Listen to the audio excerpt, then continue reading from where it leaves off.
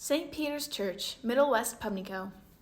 Before the Grand Dérangement, or Acadian deportation in English, Cape Sable Acadians living in the vicinity of Pubnico belonged to a mission of the Port-Royal parish. A chapel stood on the eastern side of the harbor, where the Meuse d'Entremont Manor had previously been located. Missionary priests were able to visit this place of worship until about 1758, before it was destroyed during the tumultuous events of the expulsion. 2 decades after the Acadians returned from exile, families living in Pubnico traveled to the Rocco Point Chapel, where they received the sacraments alongside other Acadians living in Argyll Township. At the beginning of the 19th century, after the arrival of Father Jean-Maude Sigogne, devoted and eager Pubnico Acadians had already begun petitioning for a church of their own. Present-day St. Peter's Church is the third building to welcome parishioners for worship in West Pubnico.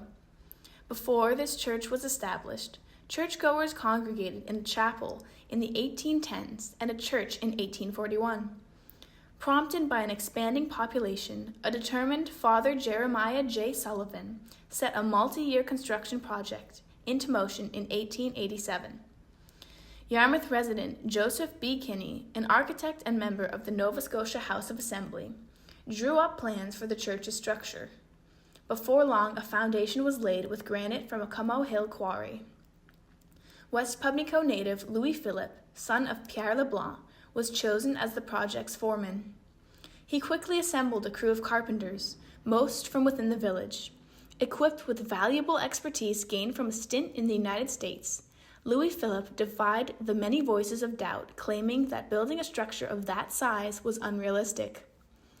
Although the work was completed only months later, the community gathered in the church for a special midnight mass in December of 1891.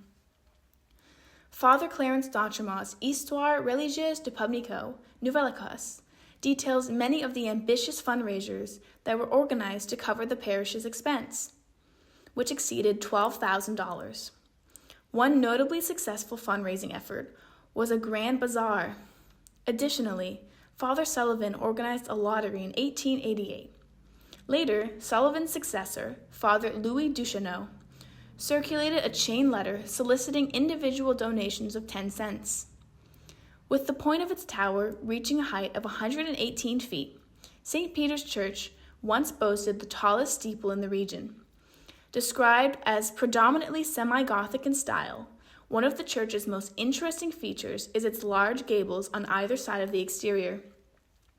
According to Father Maurice Leblanc, these structures may have been inspired by American architecture. A period newspaper account from the Yarmouth Telegram explains that although the church's interior contained no frescoes, a juxtaposing mix of colors including beige, purple, salmon, dark red, cream, and blue produced a lovely artistic effect. In 2024, St. Peter's Church is still an active place of worship. Each summer, it is filled with rows of beautiful quilts crafted by local artisans.